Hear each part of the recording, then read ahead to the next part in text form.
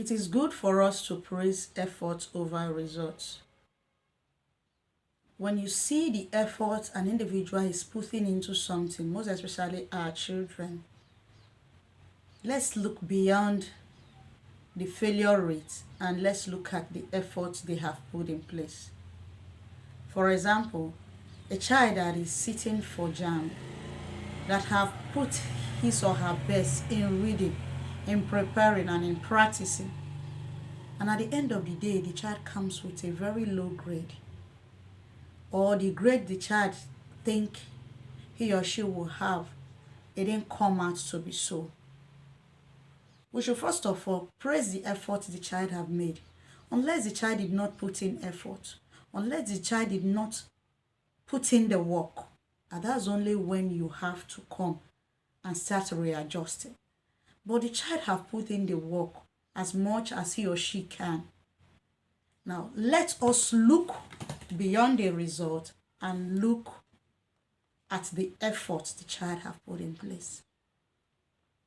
We should not be quick to complaining too much.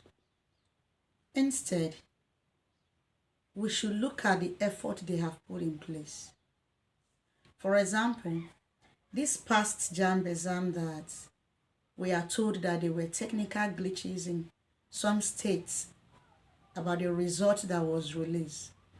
Imagine a child that have put his or her best and these glitches happened to the child. And you are here judging the child. You are messing up with the child's emotion, and that can lead to mental draining. So let's look at effort, not just results. In as much as teachers, parents, well-meaning adults want the child to do well academically, sometimes let's go beyond looking at the academic excellence and look at what the child have. Let's look at the effort the child have put in place to make things work. That way, you will know where to readjust the child and know the effort the child have put in place. How do you protect a child's mental health? Because a lot of young ones are coming up with a lot of mental health issues as a result of pressure from all angles, pressure from society, pressure from family, pressure from all over the place. Let's protect their mental health. Number one, create a safe and supportive environment for the child. Create a safe and supportive environment for the child. Be a support system that the child can come and say, I've put in the best, but I think my best was not good enough. Don't start judging the child and say your best was not good enough and you start scolding. Listen without judgment. Sometimes your code should be listen, don't judge. We listen, we don't judge. There are times you will judge, but not on this instance that you are there for a supportive hand for the child. So create a supportive system. Have open communication with them. Show affection and love. Show encouragement. Give words of encouragement. Give words of praise. Let them know that I see your pain. I've seen how hard you've worked for this to work. But since it didn't work that way, still put in your best. The fact that it didn't work today does not mean it won't work tomorrow. Such words will uplift this child. Such words are words of encouragement for every one of us. Even you out there, even me here. Okay, when we fail, we need a supportive hand to push us and let us know we've done our best, but our best was not good enough. So put in more effort. That way, when you are putting more effort, you know the lesson learned and going forward what you are going to do. Then another thing you can do to help build good mental health for your children is build stability and routine. Build stability and routine. There should be screen time, and then you should monitor screen time. You should monitor sleeping time. You should monitor how they are eating. You should monitor their playtime. There should be a routine to help them in life.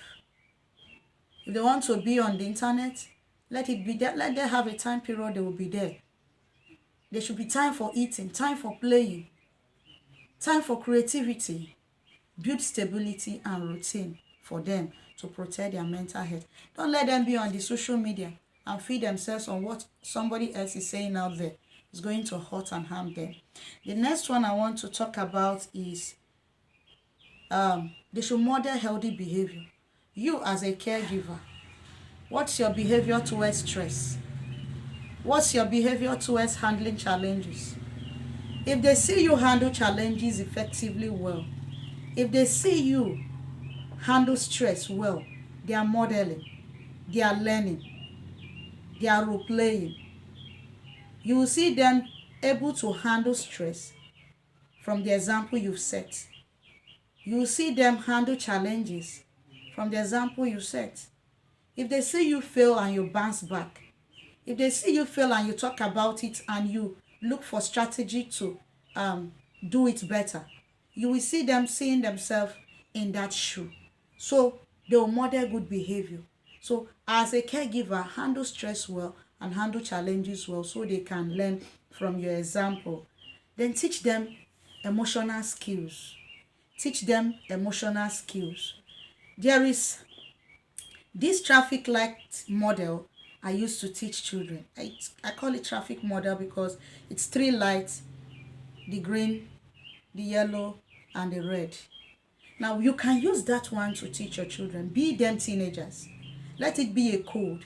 If it's something you've taught them from infancy, let them know that when they can face the challenge and come out well, it should be a green light. If they are unsure about how things are going to be, it should be a yellow light. And if it is red flag, red, it should be a red light. So instead of you pushing them to explain so much, you ask them, what's the light from this kind of problem? Once they tell you green, encourage them towards the green light. Once they tell you yellow, encourage them towards not being sure. You try to put the problem down, digest it for them, dissect and digest it, and see how you prefer solution. Give them strategy. And if it's a red flag, see how you will help them see, if this is a red flag, how do you let go? Or if this is a red flag, how do we make it to be green? So you can use such code, because sometimes when these children are stressed out, they may not have the willpower to tell you all that is in their mind. And so after you have come up with this strategy, they'll be able to communicate and see, this is how I thought about it, this is how, and they will be able to talk. So use such code to help them. Then try as much as possible to limit their exposure. Exposure means especially in this social media, where they can throw you whatever they like. People make silly comments. People don't care how you feel. People don't know what you are going through. They just comment randomly. Help them to reduce exposure to social media and the lifestyle they see in social media, because not all they see glitters on social media is actually true. It is not all the lifestyle they portray there that is true. Watch out for bullying. Help them to see that they are prepared for those who bully them, both online and offline.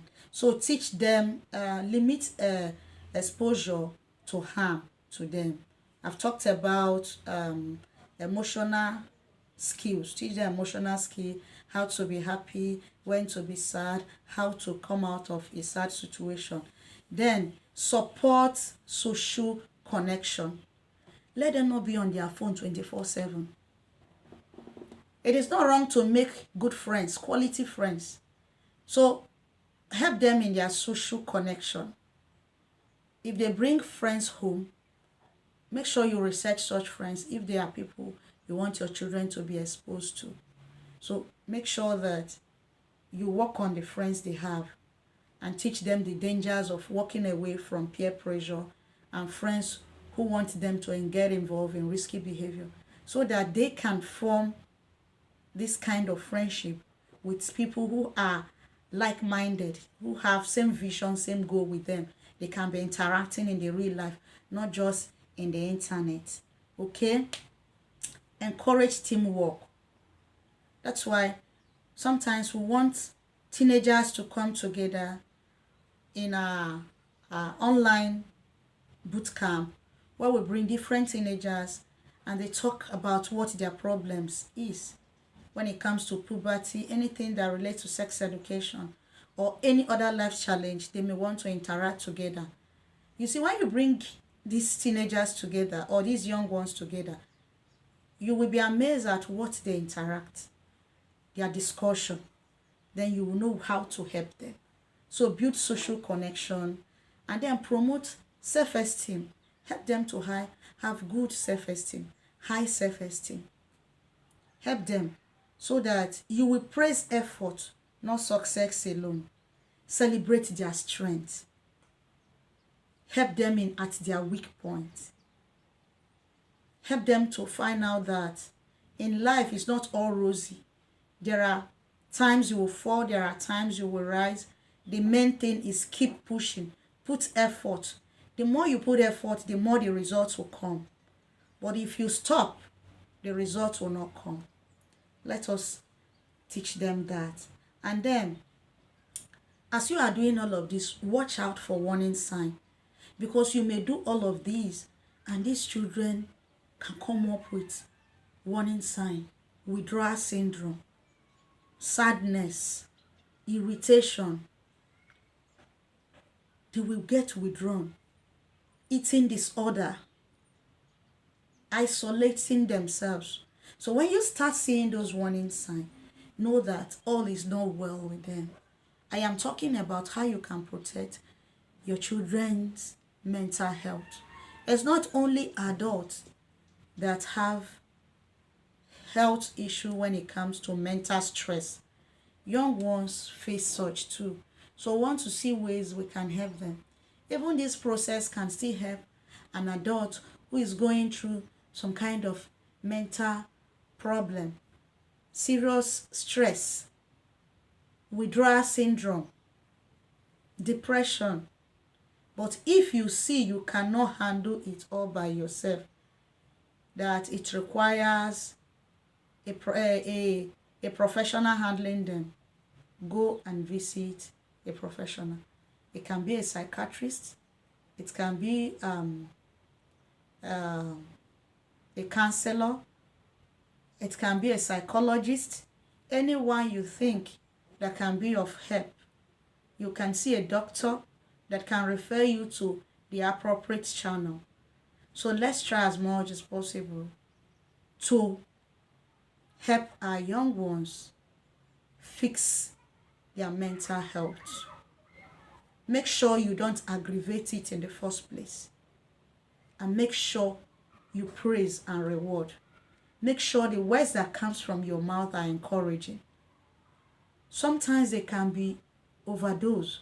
Sometimes they can be a hard nut to crack. But by putting a little more effort in helping them, we will save some, even if it is not all. So I hope these words will be of encouragement to somebody. You can use it to help a teenager, a preteen out there that is facing a lot of stress and that is being drained mentally. Or it can help you as an adult facing one kind of stress, either as a result of life problem, work-related issue, or what's not. Let's see how we protect our mental health. We can only be healthy when we are healthy mental-wise. And so take care of your total well-being from head down there. Let us try as much as possible to protect it. Protect your children. Praise them.